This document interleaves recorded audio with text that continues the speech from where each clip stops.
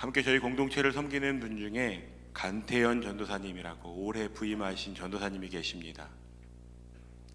전도사님 쉴 때 뭐 하세요? 여쭤봤더니 등산을 한대요. 계양산, 나는 계양산을 들어봤다 있으세요? 네, 인천 부근에 사시는 분들이군요. 계양산을 뛰어 올라간다고 합니다. 보통 사람이 저와는 아주 다른 취미를 어떻게 하면 천천히 걸을 수 있지? 간태현 전사님과 혹시 친해지고 싶은 분이 계시면 전사님 등산 한번 가시죠. 월요일 8시 정도에 연락하시면 너무 좋아하실 거예요. 쉴 때 등산을 하신다니까. 등산을 하다 보면 아주 험한 산에도 길이 잘 나 있는 경우를 볼 수 있습니다. 아마 그 산에는 처음에는 그 길이 그렇게 넓지 않았을 거예요.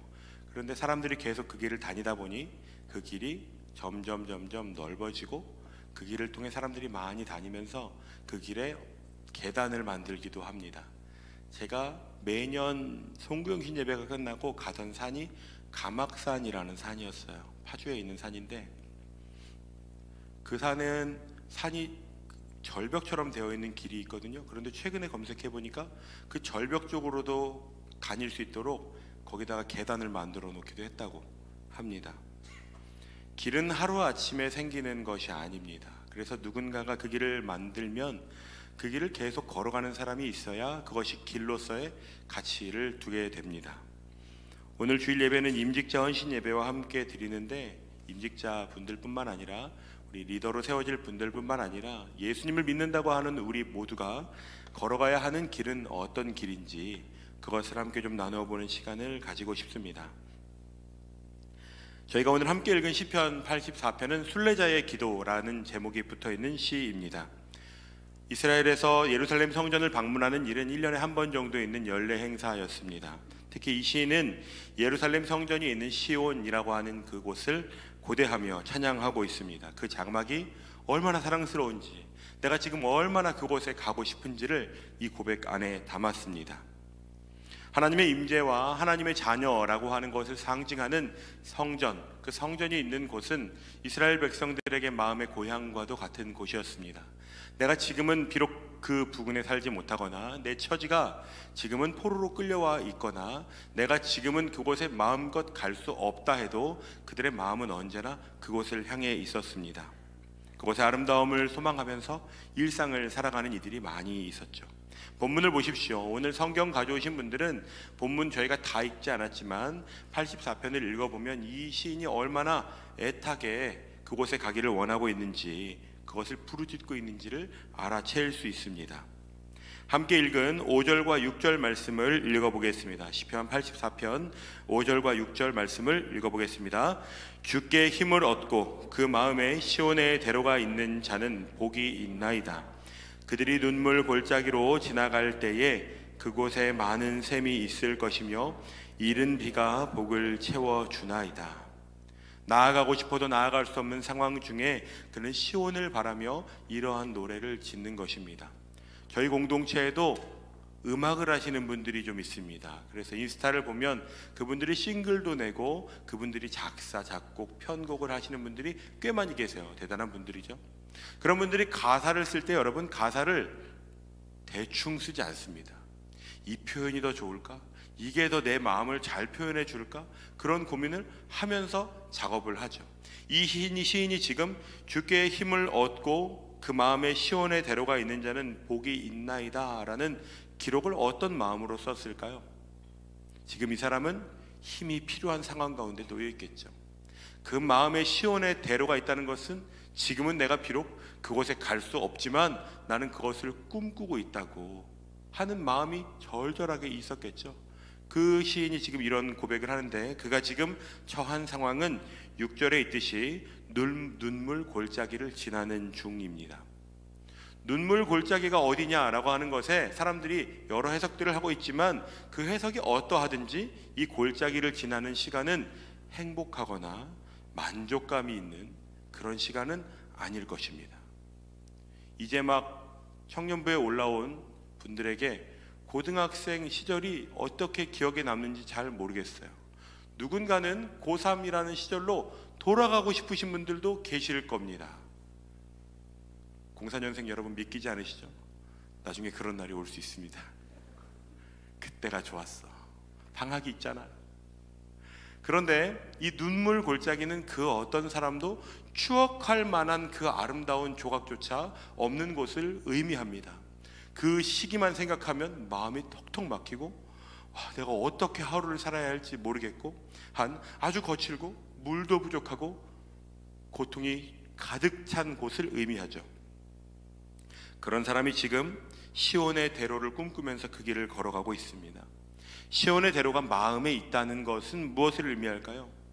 하나님을 예배하는 자리, 하나님의 통치가 가득한 곳을 꿈꾸면서 살아가지만 지금은 그는 정반대의 상황에 놓여 있는 것입니다. 괴롭고 눈물이 절절 흐르고 목이 막히는 상황. 그런데 성경은 그 가운데 그런 괴로운 시간을 보낸 가운데에서도 시온의 마음을 포기하지 않은, 시온을 향한 그 사모하는 마음을 포기하지 않은 사람에게 복이 있다고 말합니다. 새해에 많은 사람들은 서로에게 이렇게 인사합니다. 뭔지 아시죠? 새해 복 많이 받으세요. 대박이야. 엄청 욕심이에요. 복도 대단한데 많이 받으래. 제일 큰 걸로 주세요. 이런 느낌이죠. 예수 믿는 사람들에게도 복이라고 하는 건 아주 중요합니다. 우리가 하나님으로부터 복 받는 것은 아주 귀한 일입니다. 하나님도 우리에게 복을 선물로 주시기를 원하십니다. 그런데 오늘 성경은 복이 내가 기대하는 모양하고는 조금 다르게 풀어내고 있습니다. 눈물 골짜기를 걸어가면서 시온의 대로를 마음에 품은 사람에게 복이 있다고 이야기하고 있는 것입니다. 그 길을 걸어가는 가운데 하나님께서 이렇게 말씀하시는 것입니다. 지금은 비록 눈물 골짜기와 같이 아무 희망도 없고 그 누구도 나를 기억하지 못하고 내일도 오늘과 똑같을 것, 어쩌면 내일이 오늘보다 더 안 좋을 것 같은 두려운 마음이 나를 둘러싸고 있지만 너의 마음이 시온의 대로를 향하고 있다면 내가 너의 복이 되어 줄 거야 라고 하는 약속입니다. 복이라고 하면 성경에서 우리가 반드시 언급하는 사람이 있습니다. 그는 아브라함입니다. 하나님은 아브라함에게 이렇게 약속하셨습니다. 너는 복이 될지라. 아브라함은 복이 될 수 있는 사람이 아닙니다. 그 말을 하나님의 관점에서 다시 풀면 이런 의미입니다. 내가 너와 함께해서 내가 너의 복이 될 거야. 내가 너를 복으로 만들 거야. 더 정확히는 그 히브리어 문장은 너는 복이다 입니다. 그러니까 하나님께서는 하나님에게 사람이 어디에 있고 어떤 상황에 처해 있든지 그것이 아니라 그가 지금 하나님을 바랄 때, 그가 하나님의 시온의 임재를 구할 때 너는 복이라고 말씀하시는 것입니다. 사람들은 이런 사람에게 이렇게 반응할 것입니다. 누군가는 눈물 골짜기를 지나가는 사람을 보면서 비웃을 것입니다. 정신 좀 차리라고. 넌 현실 감각이 없는 게 문제야. 예수 믿는다고 해서 하나님은 우리 문제를 해결해 주는 줄 알아? 너가 잘못한 게 있어서 그래. 그렇게 얘기하고 공격하고 때로는 우리를 어렵게 합니다. 나중에는 시온을 향해 나아갈 기회가 혹시 생길지 모르잖아. 지금은 현실을 살아야지. 여러분, 그런데 성경은 그렇게 말하지 않습니다. 지금 시온에 나아갈 수 없다 해도 현실은 눈물이 가득 고여서 누가 톡 치기만 해도 눈물이 쏟아질 것 같은 상황 가운데 놓여 있음에도 불구하고 그 마음의 시온의 대로를 포기하지 않고 내가 지금 눈물을 흘리는 일상에서 시온의 대로를 향하여 나아가는 사람에게 복이 있다고 얘기하고 있습니다. 여러분, 어떤 것을 믿으시겠습니까? 저는 세상의 사람들의 말과 하나님의 진리의 말씀 가운데 진리의 말씀의 능력이 있다고 믿으며 살아가는 사람입니다. 세상의 수많은 사람들은 내가 해봤는데 그거 아니야 라고 말할 때 성경은 어떻게 얘기하는지를 붙들고 싶어서 그 삶을 살아가 보고 싶습니다. 여러분, 성경은 그런 사람에게 복이 있다고 말합니다. 우리가 기준으로 삼고 있는 복은 무언가 내가 한 일이 잘 되거나 사람들로부터 칭찬을 받거나 내가 직장에서 더 많은 보수를 받거나 내가 교수님으로부터 인정을 받거나 내가 장래에 어떤 유망한 비전을 가진 사람으로 살아갈 수 있는 가능성이라도 보면 그것으로 복이라는 것을 대체합니다. 성경은 하나님과 함께하는 것이 복이라고 우리에게 아주 명확하게 얘기하고 있습니다. 그러므로 사랑하는 여러분, 청년의 때에 세상이 우리에게 속이는 거짓 복에 속아 넘어가지 마십시오. 말씀이 우리에게 가르치고 우리를 향해 나아오라고 부르는 하나님의 임재가 있는 자리로 나아가는 것이 우리의 소망입니다. 본문에서는 그 복을 두 가지로 소개하고 있습니다. 한 가지는 많은 샘입니다. 또 하나는 이른 비죠. 순례자가 순례의 길을 떠날 때 나름대로 채비를 할 겁니다. 등산을 떠난다면 등산을 가기 전에 어떤 사람은 물을 챙겨가는 사람도 있고, 조금 등산에 이 등린이를 탈출하신 분들은 좀 더 고퀄의 뭔가를 챙기겠죠. 오일을 챙겨서 다니는 분들도 있죠. 어떤 분들은 아예 에너지바 같은 거를 들고 다니면서 그걸 먹는 분들도 있더라고요. 나름대로 산 좀 타봤다 하면 장비가 생기고 노하우가 생기는 법입니다. 순례자가 순례의 길을 떠날 때도 마찬가지입니다. 나름대로 본인의 경험과 주변 사람들의 조언에 따라 준비하고 채비해서 내 가방에 채웠겠죠. 그런데 여행이라는 것은 예상대로 안 되는 것 아닙니까? 내가 준비한 것보다 훨씬 더 비가 많이 내리거나 내가 훨씬 더 많은 운동량을 사용하게 돼서 내가 준비한 모든 게 다 소진돼 버리고 동나서 지금 내 손엔 남은 것은 빈 가방뿐인 상황, 그런 상황을 만나게 되는 것, 그런 상황이 오늘 본문의 설명으로는 눈물 골짜기와 같은 상황입니다. 예상보다 더 거친 상황을 만나고 그 상황이 언제 끝날지도 알지 못하는 그런 가운데 만나는 기적을 의미합니다. 대부분의 사람들은 땅을 파서 물을 얻어내는 일에 아주 익숙합니다. 하지만 팔레스타인 지역은 우리나라처럼 땅을 다 판다고 물이 펑펑 쏟아지는 지형이 아닙니다. 물이 나온다고 해도 그 물이 너무 석회질이거나 가지고 있는 물의 양이 너무 적어서 다른 곳으로 얼른 옮겨서 땅을 다시 파 우물을 얻어야 합니다. 심지어 창세기 26장에서 이삭이 우물을 판 사건이 성경에도 기록되어 있습니다. 그 지역은 물이 풍족한 곳이 아닙니다. 그러니까 그런 곳에서 땅에서 물을 얻고자 하는 것은 거의 불가능한 일입니다. 그러므로 많은 샘이라고 하는 것은 상식 밖의 것입니다. 많은 사람들이 그곳에서 기대할 수 있는 일이 아닙니다. 이것은 본문에서 이런 것을 의미합니다. 내가 기대하고 내가 준비하고 내가 소망한 것이 다 끝나거나 실패를 경험한 그 끝자락에 하나님께서 내가 상상할 수 없는 방법으로 나의 필요를, 나의 결핍을, 나의 부족함을 채우실 것이라는 것을 의미합니다. 왜냐하면 지금 이 시편의 시인은 일부러 샘에 많은이라고 하는 표현을 붙였습니다. 우연히 한두 개의 샘은 만날 수 있습니다. 그런데 눈물 골짜기를 걸어가는 가운데 많은 샘이 있을 가능성은 제로입니다. 하나님께서 허락해 주시지 않으면 얻을 수 없는 것입니다. 하나님의 방법으로 그것을 채우시는 것을 경험케 되는 일이 이 눈물 골짜기를 시온의 대로를 향해 걷는 사람에게 경험되는 것입니다. 우리나라랑은 기후가 좀 달라서 이 팔레스타인 일대는 5월부터 9월 정도까지가 아주 더운 시기인데 비도 잘 오지 않는다고 합니다. 그래서 그 지역 사람들에게 비는 이른 비, 늦은 비, 겨울비 세 가지로 크게 구분됩니다. 그 중에서도 이른 비는 10월과 11월에 내리는 비인데 이 비가 곧 우기의 시작을 의미합니다. 뜨거운 온도와 비가 내리지 않는 기후로 인해서 땅이 다 말라버리고 갈라지고 생명이 다 죽은 것 같은 그때에 그 지역에 내리는 이른 비는 한동안 비가 내리면서 그 비로 말미암아 메말랐던 땅은 푸른 초장과 같이 변화하게 됩니다. 소망이 다 끝나가는 것 같은 때, 생명이 다 멈춰버린 것 같은 때, 계산이 되지 않는 그때에 비가 내림으로 마치 우리에게 새로운 봄에 조금만 지나면 나무에서 초록초록한 잎사귀들이 나올 거거든요. 마치 그러한 것처럼 이 이른 비를 통해서 씨를 뿌릴 소망을 가지게 하시겠다는 것입니다. 야고보서 5장 7절 말씀입니다. 함께 봅시다. 그러므로 형제들아 주께서 강림하시기까지 길이 참으라. 보라 농부가 땅에서 나는 귀한 열매를 바라고 길이 참아 이른 비와 늦은 비를 기다리나니. 농부는 이것만을 기다립니다. 이 이른 비가 조금이라도 늦으면 조마조마하겠죠. 이른 비가 내리지 않으면 어떡하지? 긴장하고 의심할 것입니다. 하지만 그가 기다렸던 그 비가 반드시 내리는 날이 올 것입니다. 그러면 그것은 그에게 기도의 응답이 되는 것입니다. 우리에게 때로는 하나님께서 어떤 일을 행하셨을 때 기도의 응답처럼 느껴지지 않는 이유는 내가 그것을 구하지도 않았는데 이루어졌기 때문입니다. 비가 내리는 날 어떤 사람들은 비 내려도 아무 상관없겠지만 전도 축제를 기획한 백준인 전사님은 아마 그날 기도를 엄청 했을 겁니다. 밖에서 버스킹도 해야 되는데, 모닥불 피워야 되는데, 비 오면 도망갈 데도 없거든요. 기도를 엄청 했겠죠. 그날 아마 가장 많은 은혜를 받으신 분이 백준인 전사님이실 거예요. 기도하고 목말라 한 사람은 하나님께서 이루시는 것을 향해 감사와 감격을 경험하게 됩니다. 하나님께서 오늘 그렇게 말씀하시는 것입니다.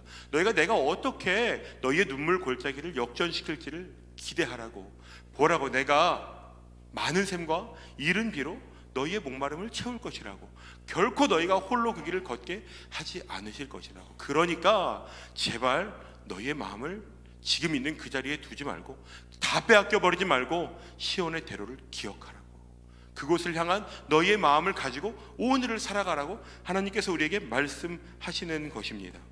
시편 126편 5절과 6절 말씀은 이렇게 기록되어 있습니다. 눈물을 흘리며 씨를 뿌리는 자는 기쁨으로 거두리로다. 울며 씨를 뿌리러 나가는 자는 반드시 기쁨으로 그 곡식단을 가지고 돌아오리로다. 눈물을 흘리면서 씨를 뿌리는 것은 여러분 정상적인 모양이 아닙니다. 예를 들어 박사 논문을 가지고 교수님한테 사인을 받으러 가면서 눈물을 흘리는 건 완전 이해되죠. 3개월 정도 준비한 프로젝트를 가지고 그 프로젝트에 컨펌을 내놓고 이사님에게 갈 때 눈물이 쪼르륵 흐르는 건 고생을 너무 했으니까 좀 이해가 되지 않습니까? 한 해를 시작하고 수확을 얻어야 되는데 지금 그 농부가 눈물을 흘리며 씨를 뿌리러 갑니다. 그 씨를 뿌리는 것 자체가, 소망은 보이지도 않고 씨를 뿌리는 것 자체가 그에게 괴로운 일일 수 있죠. 어쩌면 청년의 때를 우리가 살아가면서 예수 그리스도를 믿고 그 믿음을 지켜 살아가는 것이 때로는 눈물을 흘리며 씨를 뿌리러 가는 것과 같이 만만치 않을 때가 있습니다. 세상은 전혀 그런 방식으로 살지 않고 그 중에 그리스도인들마저도 그렇게는 하지 말라고 얘기하는 상황 가운데 놓이게 될 때가 있습니다. 하지만 여러분 기억하십시오. 눈물을 흘리면서라도 씨를 뿌리는 자는 기쁨으로 그것을 거두는 것이 하나님의 말씀에 기록되어 있는 약속입니다. 우리의 삶이 틀리지 않았구나, 내가 지금 살아가는 가치, 내가 지키고자 하는 믿음의 씨름이 틀린 것이 아니라는 것입니다. 하나님께서 그 싸움을 반드시 기억할 것입니다. 내 마음에 시온의 대로를 두고 지금은 눈물을 흘리며 씨를 뿌리고 있지만 하나님께서 기어코 우리를 의의 길로 인도하실 것입니다. 할렐루야. 시온의 대로가 멀리 보일수록 사모하는 마음에 선명하여지는 은혜를 우리에게 부어 주시는 것입니다. 하나님께서 그런 사람들에게 은혜를 주십니다. 시편 84편 7절 말씀에 은혜를 주십니다. 쉬운 성경으로 함께 읽어보겠습니다. 그들은 앞으로 나아갈수록 더욱더 힘을 얻어 마침내 시온산에 올라 하나님을 우러러 뵙게 될 것입니다. 누군가 지금은 씨 뿌릴 때가 아니라고 말할 때, 눈물이나 좀 닦으면서 정상적으로 살라고 말할 때, 여러분 눈물이 줄줄 흘러도, 지금은 내가 씨를 파종할 만한 힘도 없는 것 같아도 여러분 몸을 부여잡고 지금은 일어나 씨를 뿌려야 하는 때입니다. 눈물이 멈추지 않아도, 그러면 하나님께서 앞으로 나아갈수록 나는 지금 겨우겨우 일어났는데 더욱더 힘을 얻어 마침내, 전 이 마침내란 표현에 두근두근거립니다. 하나님께서 그 마침내 우리가 시온산에 올라 하나님을 우러러 뵙게 될 그날을 만들어가고 계십니다. 우리의 삶이 오늘이 끝이 아닙니다. 우리가 꿈꾸는 것은 이 땅에서 우리가 얻고자 하는 것이 우리의 만족의 다가 아닙니다. 마침내 그 나라, 하나님의 통치가 완성되고 하나님의 얼굴과 얼굴로 맞대는 그날, 우러러 하나님을 뵙게 되는 그날, 내가 흘렸던 그 어떤 눈물조차도 다 멈춰버리고 하나님의 영광이 가득한 그날을 소망하면서 살아가는 것입니다. 누군가는 눈에 보이는 것을 추구하면서 살아가는 사람들이 많이 있습니다. 지난주에 설교에서 나눴던 사마리아 여인 생각해 보십시오. 그녀는 사람들의 시선을 아주 잘 인식하고 있는 사람입니다. 지금 내가 했던 실패가 어떤 실패인지도 잘 알고 있습니다. 예배를 드리는 장소, 우리 조상들은 예배를 이곳에서 드리는데 예배를 드리는 게 뭡니까? 이런 아주 날카로운 질문을 할 수 있을 만큼 현실 감각이 살아있는 사람들이 있습니다. 그런데 현실적인 문제는 너무 잘 알지만 그것만 아는 사람들이 너무 많습니다. 그런데 믿음의 사람들은 그 길을 거부하는 것입니다. 현실적인 어려움과 한계가 나에게도 느껴지고 나도 지금 숨이 턱턱 막힐 때 그때 시온의 대로를 기억하며 하나님의 임재를 구하는 것입니다. 믿음을 붙들고 씨름을 하는 것입니다. 히브리서 11장에 기록된 믿음의 사람들의 삶을 기억해 보십시오. 그들은 믿음으로 보이지 않는 것을 유업으로 얻은 사람입니다. 그들 가운데 그들의 삶에 그게 이루어진 것을 경험한 사람들은 없습니다. 그런데 성경은 그 사람들을 믿음의 사람이라고 평가하고 있습니다.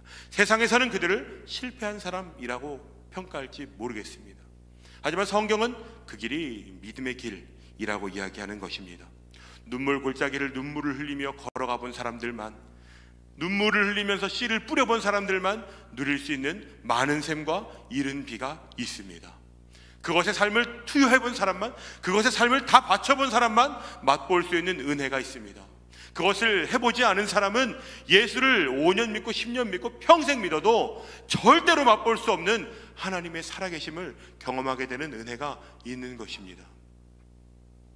이런 삶이 있습니다. 치열한 현실 속에서 현실만 살아보면서 답이 없는 세상 속에서 답을 찾느라 목말라 하면서 마음이 쩍쩍 갈라진 채로 삶을 살아가는 사람들이 있습니다. 그런 사람들은 젊음도 시간도 재정도 기회도 무언가를 이루기 위해 불법을 저지르는 것도 때론 서슴지 않습니다. 사람을 도구로 사용하고 사람들을 가지고 내가 어떻게 이윤을 얻을까를 가지고 부끄러워하지 않습니다. 오히려 그것을 실력이라고 말하는 사람들도 있습니다.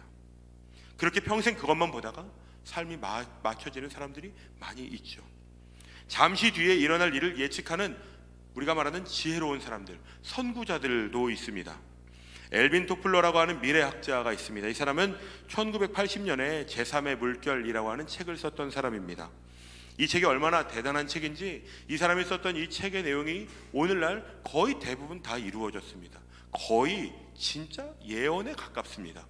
제3의 물결이 올 것이다. 소유와 또한 생산 이후에 새로운 삶이 시작될 것이다. 그때 사람들은 무슨 소리야, 지금은 대량 생산으로 먹고 살아야 되는 시대야 라고 할 때 지혜로운 사람들은 그 몇십 년 뒤의 일을 보는 사람들이 있습니다. 그런데 여러분, 그렇지 않은 마지막 부류가 있습니다. 참담한 현실 속에서도 우리를 구원할 메시아, 영원한 하나님의 나라를 보고 선포하고 지켜내고 온몸으로 그것을 막아내고 살아가는 사람들이 있습니다.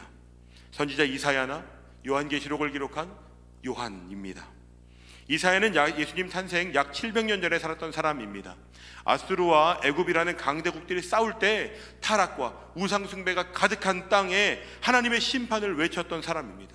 사람들은 선지자 이사야의 말을 듣지 않았습니다. 사역적으로 보면 실패한 사람입니다. 그는 유다와 열방의 운명을 예언하면서 장차 오실 메시아, 장차 이 땅 가운데 임할 하나님의 나라를 본 사람입니다.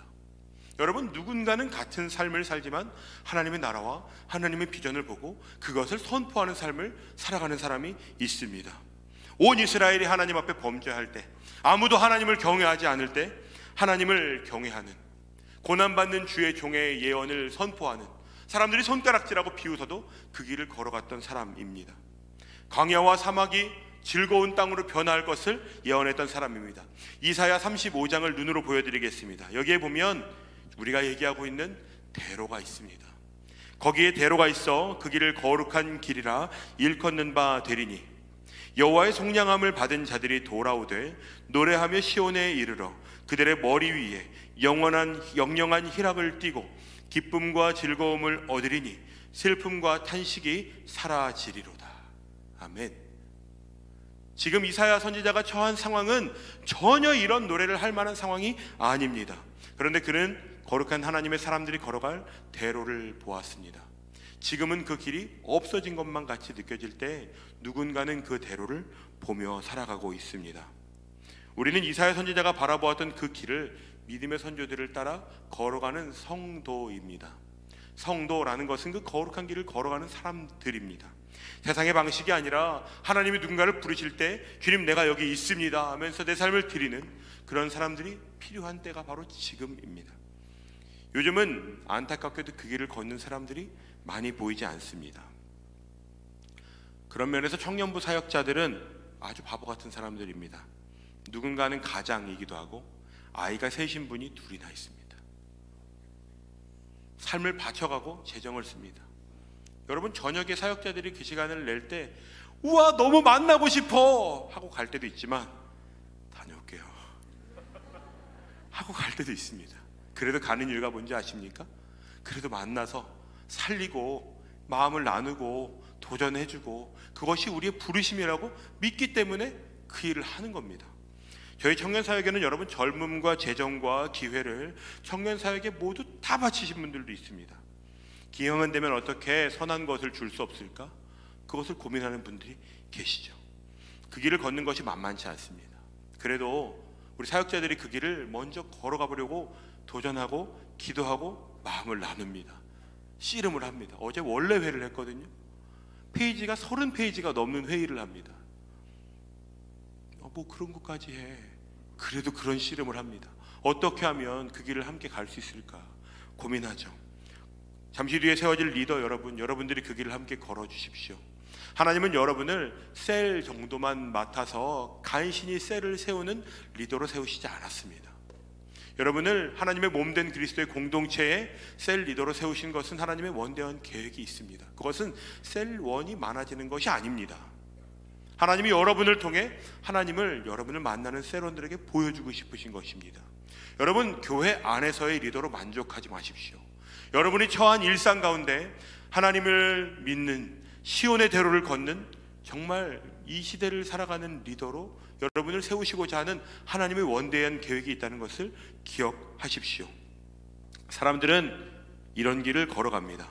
악인들의 꾀를 따르고 죄인들의 길에 서고 오만한 자의 자리에 앉아서 살아갑니다. 그걸 당연하게 여기면서 살아갑니다. 그럴 때 여러분, 적어도 하나님을 믿는다고 하는 사람들은 그 길을 걷지 않아야 되지 않겠습니까? 오늘 예배 가운데 함께 하시는 청년 여러분이 그 길을 걸어주십시오. 내가 걷는 이 길이 틀리지 않았다는 것을 보여주십시오. 누군가는 걸어야 그 길이 비로소 대로가 됩니다. 마음속에만 있는 대로로 멈추지 않고 정말 우리 가운데 시온의 대로를 걷는 이들이 풍성해지기를 소망합니다. 보이지 않는 하나님이 여러분이 걸어가는 삶을 통해 온 열방 가운데, 여러분이 처한 현실 가운데 보이는 그날을 꿈꾸십시오. 설교를 준비하면서 유재하 님이 부른 가리워진 길이라는 노래가 생각났습니다. 이런 가사가 있습니다. 그대여 힘이 되어주오 나에게 주어진 길 찾을 수 있도록 그대여 길을 터주오 가리워진 나의 길. 여러분, 예수님께서 이 길을 가셨습니다. 목숨을 걸고 하나님의 영광을 포기하지 않는 길을 예수님께서 먼저 걸으셨습니다. 수많은 주 예수 그리스도의 제자들이 목숨을 잃어가면서까지, 초대교회 성도들이 자신의 삶을 다 바치면서 목숨을 잃어가면서 재정의 손해를 감수하면서 자신의 모든 기회를 다 포기하고 그 길을 걸어갔습니다. 그런데 지금은 그 길이 좀 흐릿해지고 좁아진 것 같습니다. 가려진 것 같아요. 그 길을 걷는 이들이 필요합니다. 여러분이 그 길을 걸을 수 있다면 하나님은 우리 세대를 하나님의 세대로 변화시킬 것입니다. 하나님께서 우리를 통해 받고자 하시는 것이 있다면 우리의 젊음과 우리의 기회를 통해 시온의 대로를 여러분의 일상과 공동체와 온 열방에 확장시켜 나아가시는 것입니다. 오늘 그러한 도전이 이 말씀을 통하여 여러분의 삶 가운데 심겨지고 그것이 우리 모두가 시온의 대로를 향하여 나아가는 그 귀한 한 걸음, 그 도전이 시작되는 계기가 되기를 주님의 이름으로 축복합니다.